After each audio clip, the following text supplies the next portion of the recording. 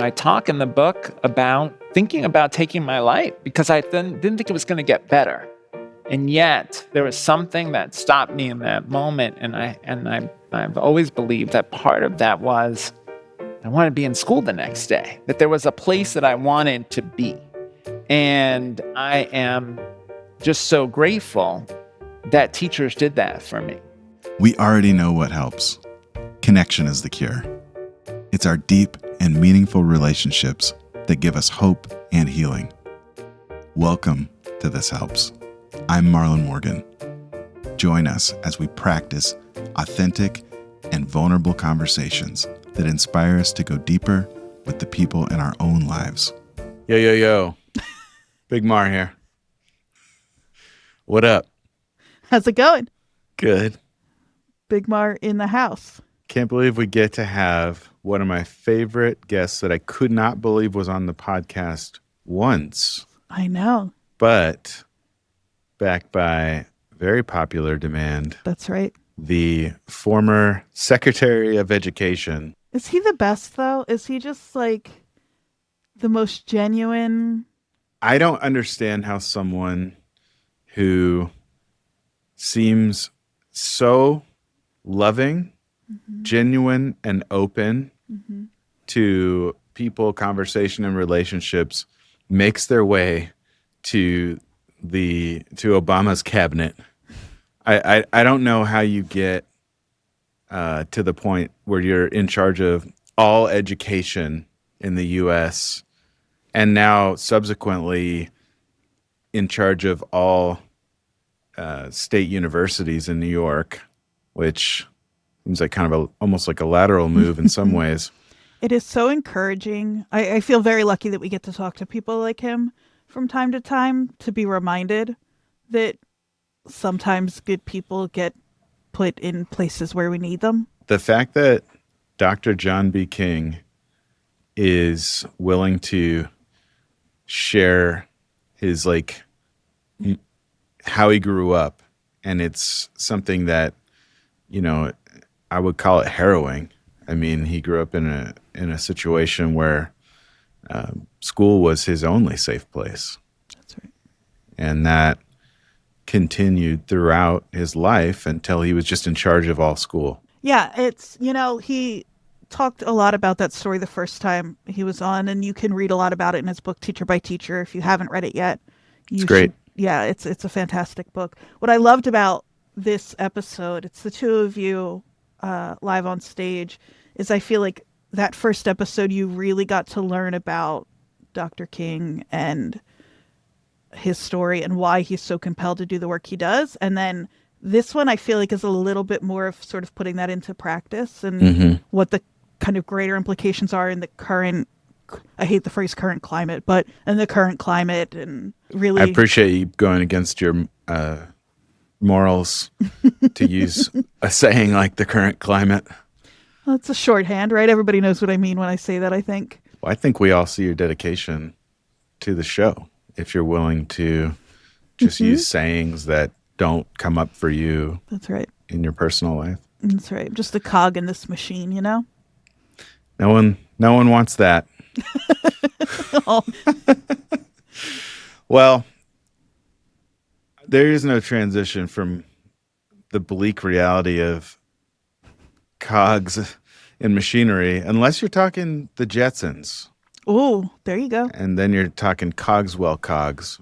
You have to be an old millennial, at least, to understand the importance. I think I was more of a Flintstones person. Do you think people are either Flintstones or Jetsons types?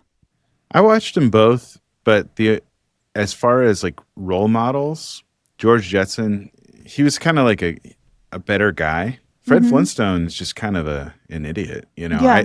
Which a lot of guys are. So, great that we can all be represented in those cartoons. Yeah, but I wanted that dinosaur dog. I wanted a Dino in my Dino? life so bad, yeah. Ugh, That was the real. Dino absolutely rules as a pet. So I have a question for you. Yeah.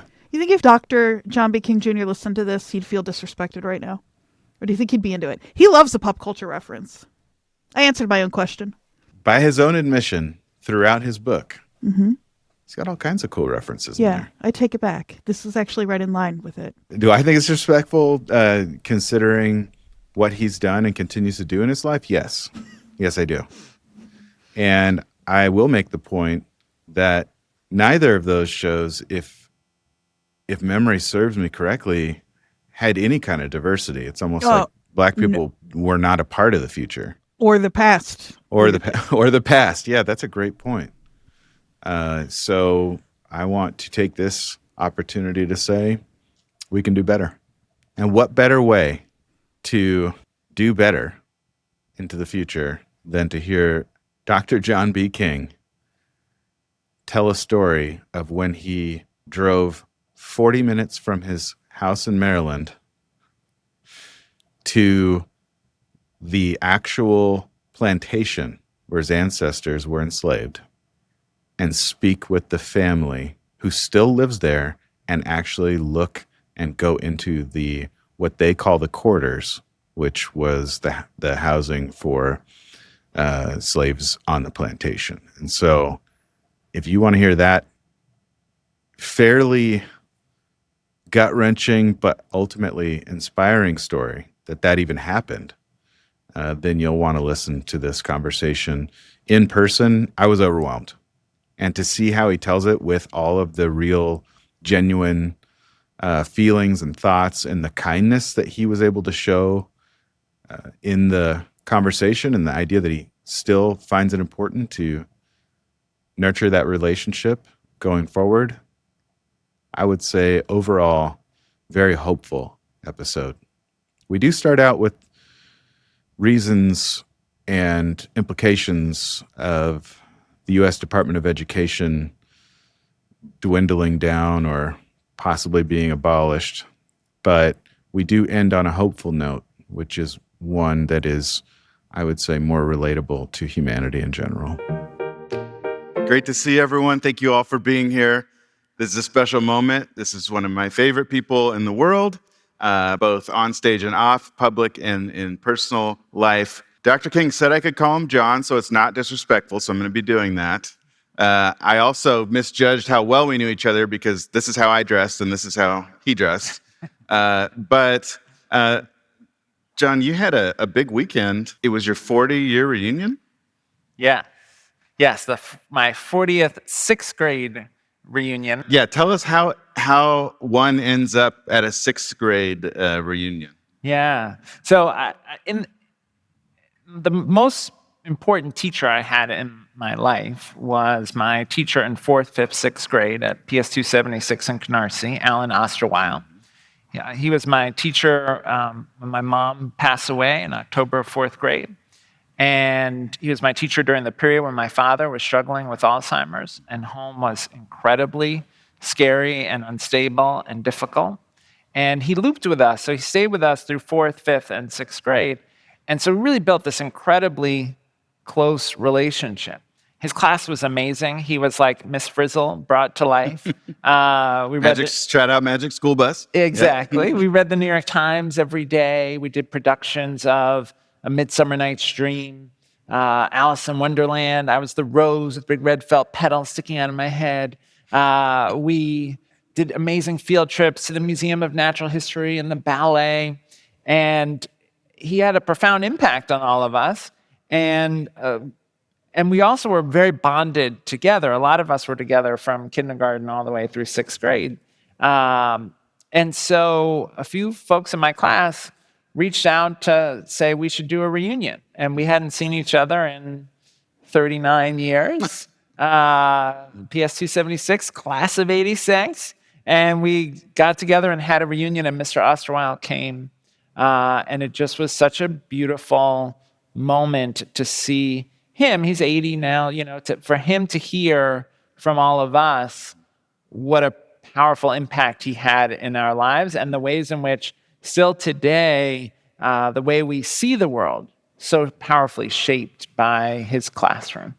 When we first talked this morning, I couldn't believe it, and it was such an example of how a teacher can literally change your worldview in 6th grade. so much so that you keep in touch, and 40 years later, you have a reunion that's very rare. So thank you for telling us about that. That was kind of the start, I think, for you of the sort of the beginning of how you decided to write the book. Can you tell us about maybe a little bit about that story? And Yeah. So when I was Secretary of Education, the University of Maryland at Eastern Shore reached out to me and asked me to come and give a commencement address. And they reached out because my grandmother graduated from UMES, it's a HBCU in Maryland, in 1894. And they wanted me to come and give this address. And I thought, well, to prepare for the speech, I really should do some family history research so I could talk more about how my grandmother ended up being one of the first graduates of this institution. So I started this family research project through a friend of a friend who was a genealogist at the Schomburg, the part of the New York Public Library that focuses on African American history. She sends me an email one night. I'm sitting on the couch. I'm watching TV with my family. I get this email that says, I've found the place where your great-grandfather was enslaved.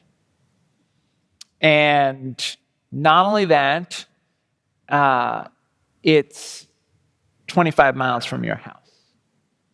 And not only that, the cabin that your great-grandfather lived in as an enslaved person is still standing on the property, and the property is still owned to this day by the family who are direct line descendants of the family that enslaved your family. So then that sparked this whole conversation in our family about what do you do with this information? Do you call ahead? Do you send an email? Like, how do you open this relationship with this complicated shared history? And my cousin just went to the door, knocked on the door, and said, I'm Jan King Robinson, and my people were enslaved here.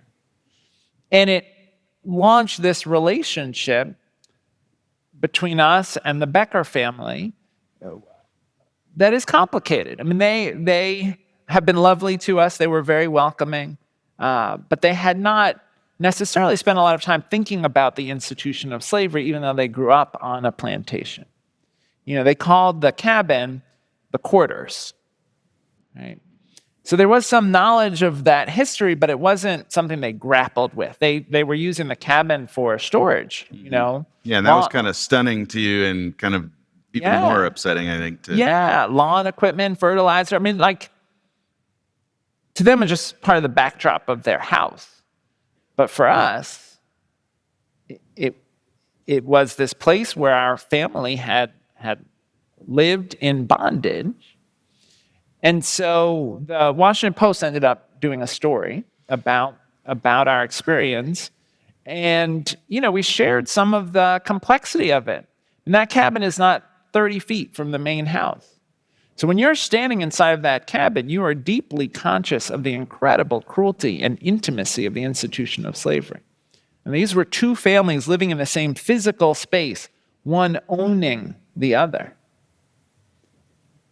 And so we have to grapple with that and work through that with the Beckers and how they feel about that part of their family's history.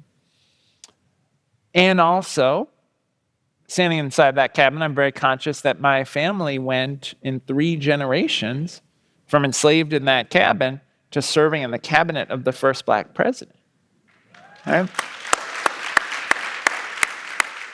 And that is, I think, a powerful story about what is possible in America. And maybe in this moment, we can feel, if we're watching cable news, sort of depressed about where we are as a country. But it is pretty amazing, that trajectory for our family. And so the article told this story, and then a book publisher reached out to the reporter and said, you should turn this article into a book. Mm-hmm. And he said, I'm working on a different book project right now, but you should call John and see if he wants to do a book. And they reached out to me, and you should write a book as a thing people say, but I never thought I would really do it. But then suddenly here was this opportunity, and I thought this story was an important one to share. But more than that, I really wanted to share the story of Mr. Osterweil and the way in which teachers save my life and save lives every day. And I felt like it was a sign that I was invited to do this book and an opportunity to share that. Yeah, I think, I've talked to you about that story. I've read that story. And even just now, and this is rare, I still got chills as you were telling it. And I appreciate you letting us know. I don't think you can get any closer to your history. But also the steps you took to sort of reunite and have the conversations with the Beckers. I mean, it's not like you had to do that. So what was the motivation to kind of... We wanted to understand more about our family history, and we wanted to build a relationship with them. And it's been hard at times. One of the things that they said to us was, we hope our family wasn't cruel to your family. And I knew what they meant. Like, we hope our family didn't torture your family. But we had to say to them, slavery is torture. Slavery is cruel. Like, your family was, by definition, your ancestors were cruel to our ancestors. And that's not them. They didn't do that, right? That is our shared, complicated history. And, we've had to work through that. They were involved in a project in the community to try to protect a statue of a Confederate soldier who they thought was modeled, the statue was modeled after one of their ancestors.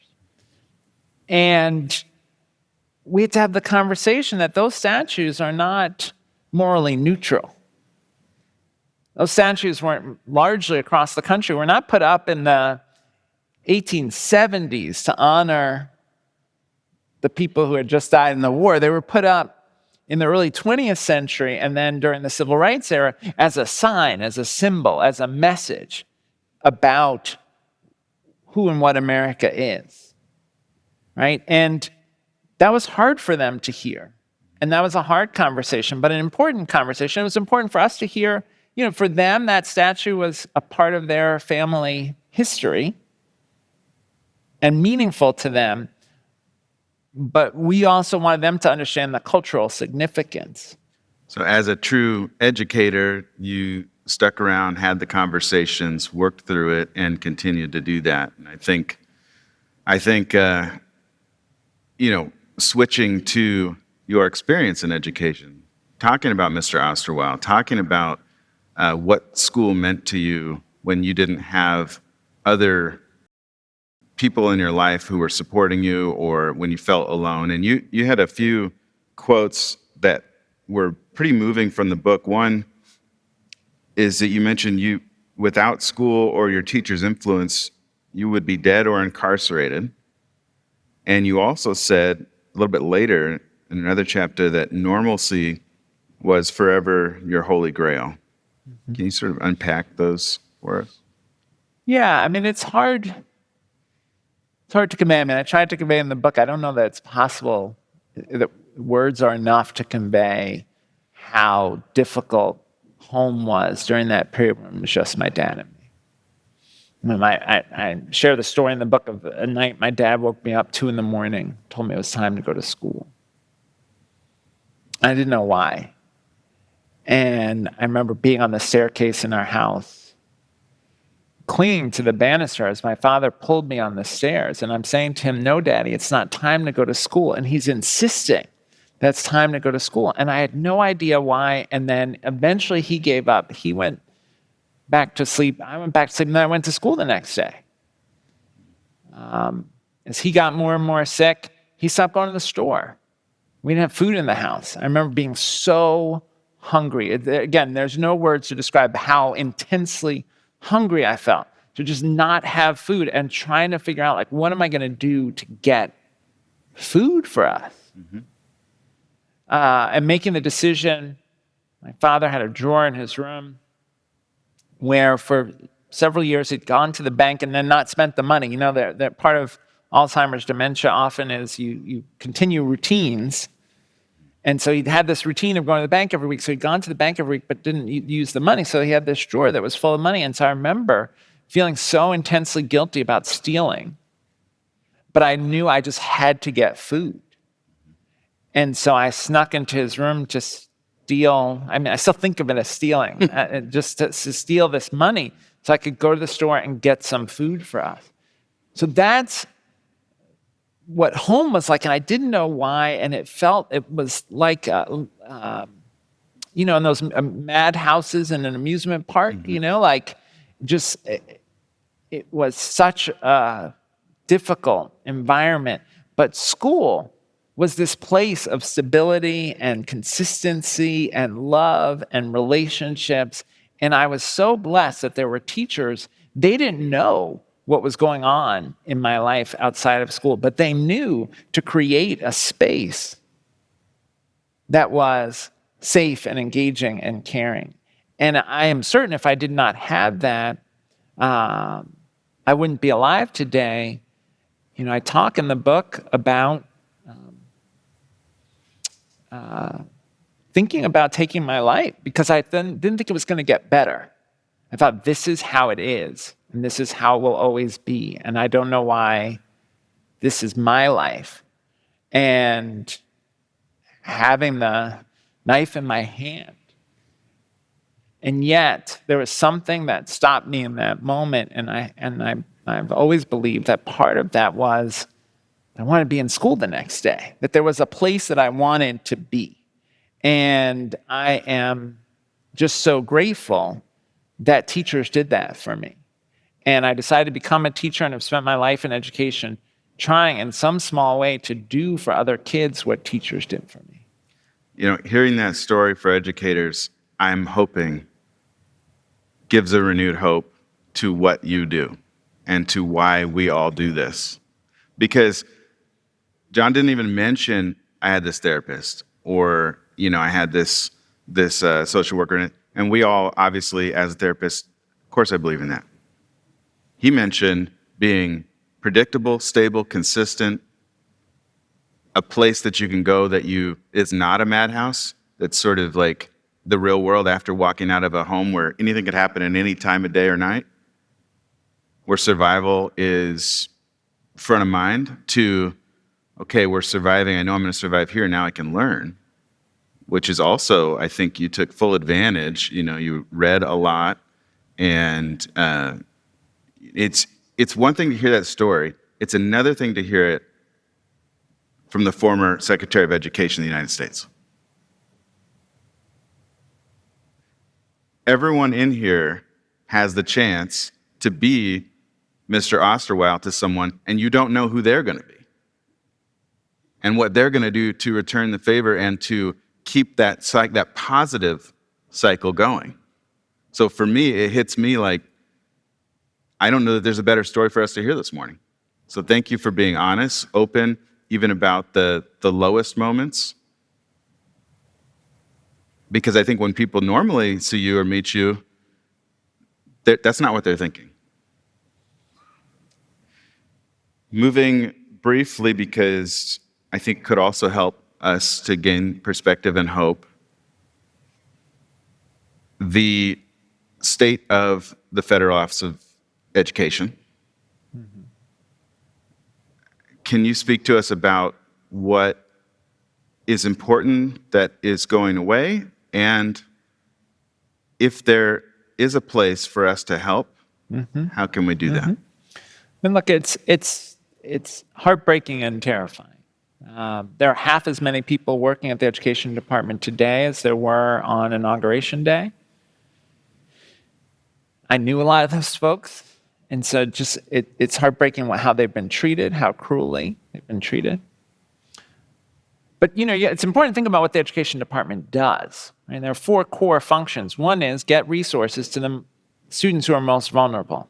Title I program funding for schools serving low-income students. Title III funding for English learners. Individuals with Disabilities Education Act funding that helps provide services for students with disabilities. All of that is under threat.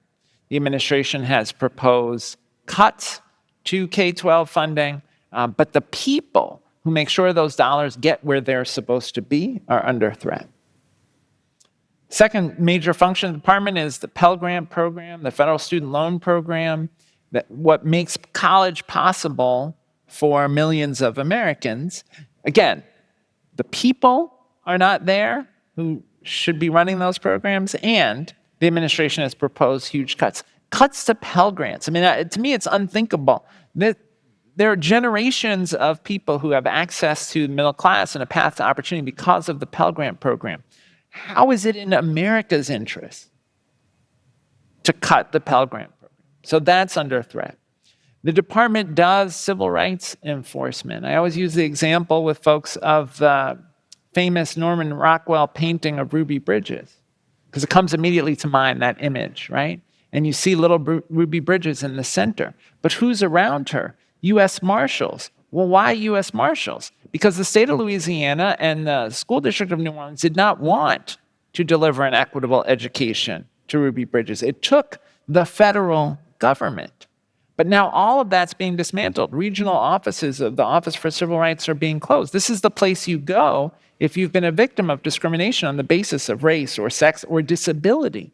Many of the 20,000 or so complaints that the department gets each year are from families of kids with disabilities who aren't getting the services they're entitled to. And now that infrastructure to enforce the law is going away. The fourth thing the department does is data, research, transparency.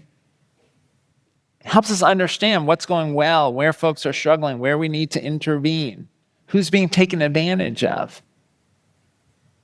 Right? If without that data, we won't know. And you can't fix a problem you can't see.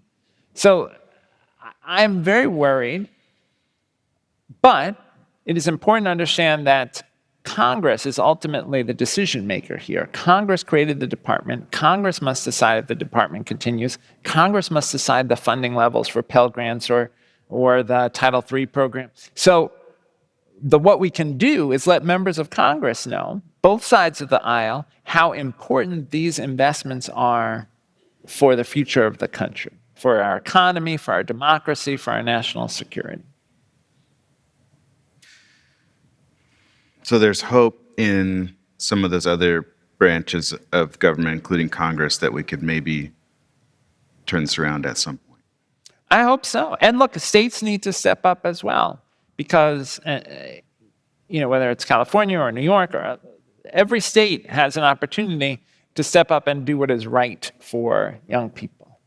And that will be difficult, and that will require resources that haven't been there in the past, where we've relied on the federal government. But maybe this is a period where we can't rely on the federal government. But it doesn't change that student in a school needs support to develop their language skills.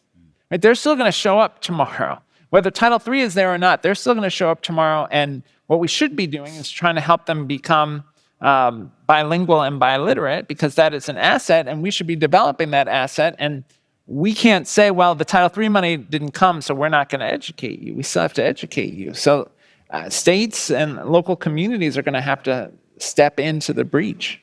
What can we do at our school site, at our school district, when our students, especially students of color, come in and say, I'm sad, I'm scared, I'm depressed? Mm-hmm. Mm-hmm. What is something that they can kind of pass along from the highest levels of education to those students?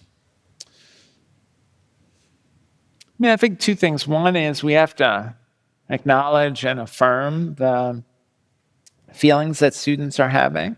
We have students who are scared, undocumented students who are scared for themselves. We have mixed status family students who are scared for their family members. We have students who see images of the military being deployed on streets of American cities, and they're scared about what that means. Students who are scared about the economic prospects for their family. So we have to affirm on some level their feelings and say, well, I hear you, I understand, I see you, I care about you, I want you here in this school, I want you to feel safe here in this space, right? But then I also think that one of the things we can do for students is help them have a sense of agency. because it can be very disempowering to see all these terrible things going on and feeling like you can't do anything about it. And part of how I was a social studies teacher, so part of how I think you can create agency is to share the history, to share the times in American history when people were suffering and scared and got organized and took action. Right? We can share the story of the civil rights movement and the role that young people played in that movement. We can share the story of the Underground Railroad and the abolitionist movement. And we can share these stories in a way to help students feel connected to social change and to see that if there's something they're worried about, something they want to be different, they can be in action about it. Yeah, that's hopeful. One of my favorite quotes from your book is sort of that moment that you became Secretary of Education and said to yourself, I knew what it was like to be voiceless. Now I had a mic and I didn't want to waste a word. When you look back on your time in that leadership position, or even your leadership position now, which is incredibly impactful in the state of New York, what practical things do you look back on and say, I'm glad I said that, I'm glad I did that? Two that come immediately to mind. In the federal government, you sort of have three levers. You have sort of regulatory authority, you have money, and then you have this platform, right? A bully pulpit, as they say. One of the things that we called for was an end to corporal punishment. I wrote a letter to every governor, every state superintendent saying, we need to stop this. Can I just interrupt you for 1 second? I don't know if everyone heard that, but it's always surprising to me. So what year was this when you called for an end for corporal punishment in schools? This is 2016. Okay. And look, there are still some places that continue, right? Today, there is a student in a school that is going to be beaten with a wooden object by their teacher or principal to try to change their behavior. That is insane. And so I wrote this letter talking about all of the evidence about the harms of corporal punishment, and it did provoke some efforts in some states to change the law to try to restrict corporal punishment. But this is a struggle that continues. The other one that I'm very proud of and still working on is trying to create opportunities for folks who are incarcerated to have access to higher education. In the mid-'90s, in the '94 crime bill, Congress banned access to the Pell Grant program for folks who are incarcerated. This is very dumb public policy because 95% of the people who are incarcerated are coming home. The only question is how. And we all have a stake in them coming home better prepared to be successful. And so we created a pilot program called Second Chance Pell to allow folks who are incarcerated to have access to higher education.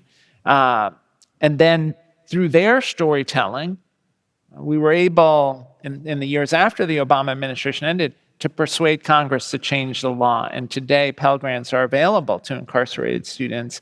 And at the State University of New York, we are the largest provider of higher education in prison in New York State. And if you've never been to a graduation in a prison, I love graduations, but graduations in prison are amazing because you see the transformative power of education. Because people will talk about how changed they are and their worldview is as a result of education, and you can see it in the eyes of their partners, their kids, their parents who come to these graduations and can see that their loved one has been changed by the educational experience. Something we talked a lot about in the podcast in May when your book came out. Throughout the book, as I mentioned earlier, you reference some TV shows, you reference a lot of different kinds of delicious food. We are similar in age, and so all of the food you kept mentioning made me nostalgic and happy in and of itself. We talked about Fun Dip, we talked about Sour Patch Kids, cheese-filled hot dogs, chicken and rice. And if I had to ask you to tell about one of the foods and the story that sort of I felt was incredibly moving. And we also talked, I don't think we're going to get to it because I can see we have 1 minute. We also talked about Christopher Wallace, a.k.a. Notorious B.I.G. So if you want to hear Dr. John B. King talk about being from Brooklyn and other folks from Brooklyn, I do suggest you take some time and listen to that. It was one of my favorite conversations. But the one food that we brought up, the story that I think made me feel very hopeful, was about Cinnamon Life cereal. So that was my favorite cereal as a kid. I loved Cinnamon Life cereal. And when I was in kindergarten, it took on a different meaning because I came home and I told my mom about being teased at school for being dirty. And it was kids in my class who, because I'm a person of color, Black and Puerto Rican, they said my skin was dirty. And I love my kindergarten class. I mean, that's who I just was at this reunion with. Like, these were my friends, but they're being kids, and they were teasing me about being a person of color. And I came home, I was really upset about it. And my mom, who was a school counselor, and in a brilliant parenting moment, said to me, she said, you're not dirty, you're beautiful, you're the color of Cinnamon Life cereal.